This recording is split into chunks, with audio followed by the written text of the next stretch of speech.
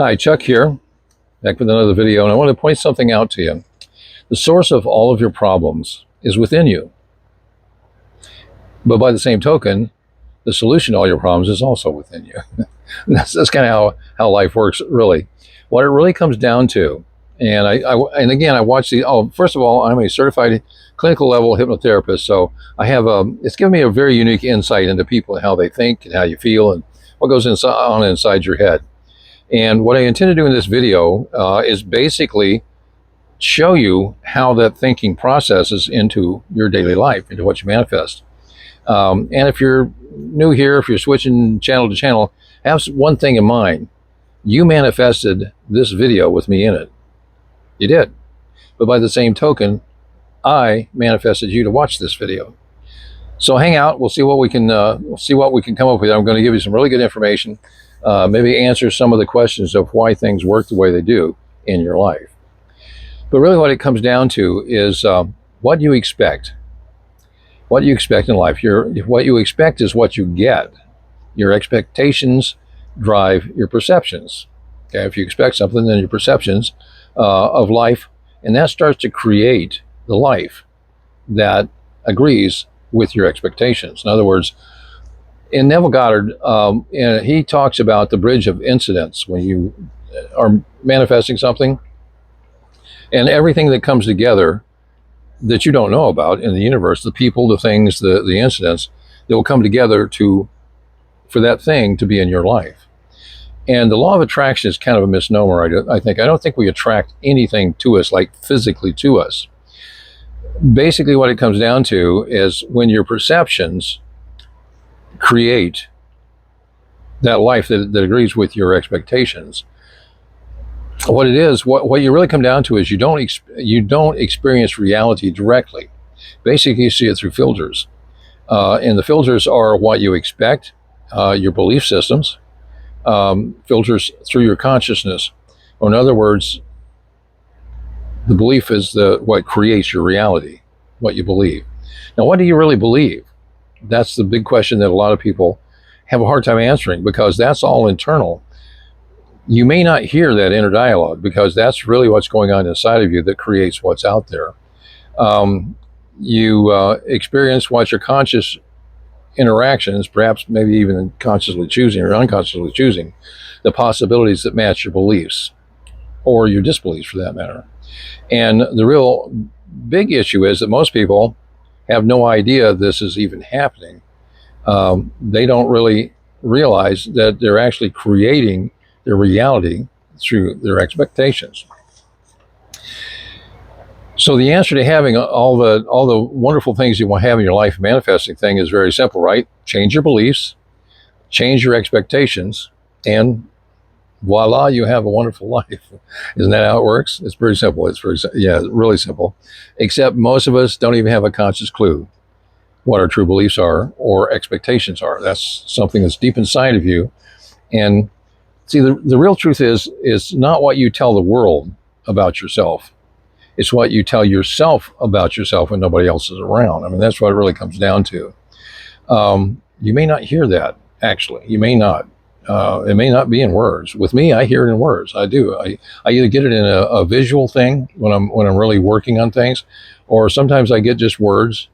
But even if you don't get that, you get the feeling. You feel, you sense at some level, anyway, and that secret inner level that triggers your expectations. And again, your expectations triggers your perception. Perceptions go about putting your life together for it. So simply by changing your inner beliefs, changing your expectations, life is wonderful, right? Well, how do you do that? How do you change that? How do you just change that? The best example I can give, that's a physical example, is whatever you're doing right now. You're sitting down, standing up. Hopefully you're not driving a car. Don't raise your hands up, but just raise your hand, your right hand, your left hand. It makes no difference, whichever your dominant hand is. Raise your hand like you're saying hi to somebody. Hi, waving at somebody. And hold it there for a second. Now, how did you do that? I don't know. I don't know how you did it. I don't know how I do that. First time I was asked that question, I was going to a shrink years and years ago, a psychologist, a shrink. And I was pretty bad shape at that time, emotionally and psychologically and stuff. And I couldn't understand how you change things within yourself, because he was telling me then, you just have to change how you think. You have to think differently. I'm like, how do you do that? I got all these emotions. I got all this other stuff. And he did the hand thing, hold your hand up, and said, how do you do that? I'm like, I don't know. Well, the truth is, it's just as easy to change your beliefs or your expectations as it is to lift your hand and hold that. The trick is you can do that, but you run into an issue. And a lot of the gurus that I hear, they'll tell you, oh, well, all you have to do is change your thinking, and then everything manifests perfectly for you, right? Be grateful. Yeah, well, you can't force grateful feeling. You have to have that feeling internally. A true grateful feeling inside of you goes a long way for happiness and for manifesting things. But the thing that they forget to tell you about is one thing that is known as resistance. And unless you're a perfect person, which I don't know too many people that are perfect, you do have resistance. I mean, it's like the things that you say to yourself, I'm not good enough. I'm broke all the time. Nothing ever works out right for me. And if I accomplish something, it's going to fall apart anyway. So,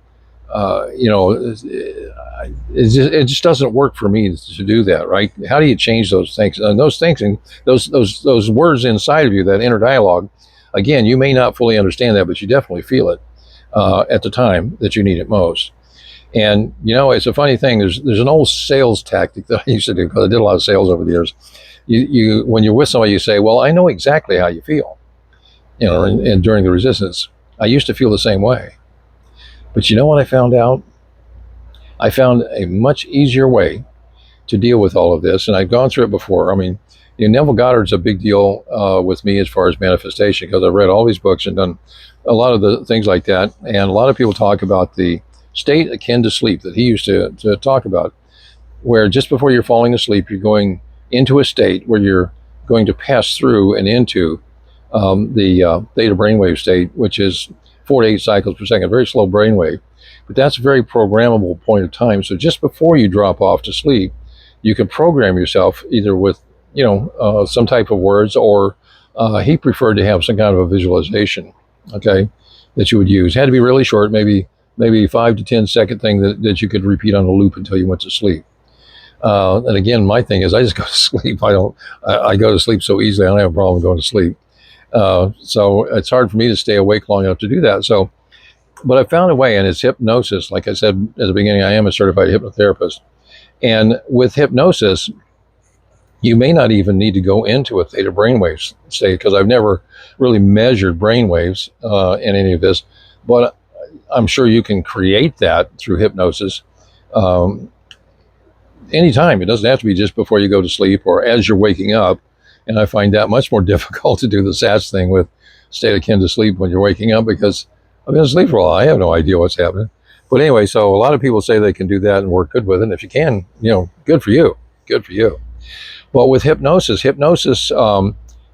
is a very pleasant state. It's just basically altering your perception, your consciousness, in the form of you're setting aside your conscious mind so that you can go into your unconscious mind. And when you do that, again, your conscious mind accepts, or your unconscious mind accepts what it's told as gospel. It doesn't know the difference between real or make-believe. So when you tell your unconscious mind something, it believes you if you tell it with that. Now, the factor that, again, is resistance. The resistance is programmed into your unconscious mind. So first of all, you got to get the resistance out of there. You got to dig into it. And through hypnosis, we can get into your inner thinking. And again, it's completely safe. It's very pleasant. Most people, when they go through a hypnotic session, they're like, wow, that's pretty cool. I really like that. It really felt good, and things of that nature, even if they've never been in it before. And the other good thing about hypnosis is the more you do it, the easier it is for you to do. And a lot of people think, well, you're going to make me quack like a duck, or some of that nonsense that you see in the stage demonstrations. And it's not really that way. You're in control the whole time in hypnosis. All hypnosis is self-hypnosis, even if you're doing it with a therapist, with a hypnotist that's directing you. You're doing the hypnotic work yourself. It's in you. And you go into that day, throughout your day, you go into it multiple times. When you're driving your car, the old thing is highway hypnosis. Well, that's not too good because you may run out of the road. But how many times have you been driving a car? You've been driving, especially when you're driving a distance, maybe on a freeway or a highway or something, and you realize you've driven for the last 10 or 15 or 20 minutes, and you don't even remember driving through that. All of a sudden, you're farther down the road than you were. That's a type of hypnosis. When you go see a movie, the old way of seeing movies was to go to an inside theater, and they were great because it was dark, and you had this gigantic screen in front of you that really lets you focus on the screen. That is a form of hypnosis also. Your computer, watching Netflix, playing games, gamers, that is a hypnosis. Man, you're in the zone. When you say you're in the zone, you're in a hypnotic state, and you've done that to yourself. The trick is to get all of this negativity out of you is you got to go in and find it. Some of it likes to hide. It doesn't want to come out, and it thinks it's doing you a big favor by being there. So if you run across, you can do it yourself. In fact, try this. If you're trying to manifest something and something comes up, listen, feel, sense of what's going on within you, and whatever you sense or whatever you feel. Like with me, like I said, I get visualizations. Just something will flash into my mind, maybe a small video type thing will run through my mind, a picture. Sometimes I hear words or an idea. Sometimes an idea will just strike me. I'm like, wow, where did that come from? And I don't know where that comes from. Actually, it may be given to us, and it's just in there someplace. So when you get that, stop and just think and ask yourself, where did that come from? Where did that come from? How do I feel that? Or why do I feel that? And then, if it's something like I'm always broke, I'm no good with money, money's, and the old adage of the love of money is evil is that's completely wrong. It's been proved completely erroneous. That's not what the Bible says anyway. So it says the love of money is the root of all evil. It doesn't say it is evil or it is all the evil. It can promote evil people. It just can't. Greed can. So anyway, so whatever comes up, stop and ask yourself, where did that come from? Try to remember the very, very, very first time that you ever had that thought. Go back to that, because that's what we do in hypnosis, just try to walk you back. We go back to the first time, and sometimes that's in childhood. And sometimes I've had people with memories that were before they could even talk. So it's completely an emotional memory. That really was something that was basically traumatic to them. So there's a lot of things, and most of that, I think probably at least 80% or more of our programming happened by the time we were 7 years old. Negativity and things of that nature. So when we can get back to when that first thing happened, that initial sensitizing event is what they call it. When you get to that point, if you're lucky enough to get to that point, you can understand that it was just something that was not even maybe true or factual, that you accepted in yourself, and that you believed it so strongly that it runs your life today. In fact, scientists, psychologists, however you want to look at it, say that about 95% of our life, by the time we're set adults, about 95% of our life is run on autopilot. We do the same things, we say the same things, we think the same thoughts every day, over and over and over again. And that's how our life runs. So to change that, you have to get that programming under control. And then you have to install a new programming that runs it differently, runs it the way you want to. It's really simple. And hypnosis, like I said, is really a fun thing anyway. Whenever I'm the recipient and being under hypnosis with one of my practitioner friends or something, where we trade sessions back and forth, and when they're bringing you out of the session, they say, and you can come back into the real everyday waking world, feeling great and wonderful and all that stuff. And I almost always comment, only if I have to, because I'd like to stay there. It's really neat. It's really nice.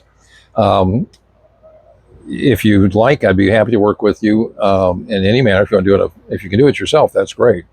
I'm working on a video that will teach self-hypnosis, and I've used that a lot in my own life also. But the best way to get in touch with me right now is on my YouTube channel. I have an email. Just go get that email, send me an email, and I will respond back to you. and go from there. Anyway, it's great to have you here. I'm glad you stopped by. Stop by again. Hit the like button if you would on your way out. Subscription would be nice. And I'll see you again. I got more videos coming very shortly, so I'll come back and look again, and I'll have some more information for you. Have a great day.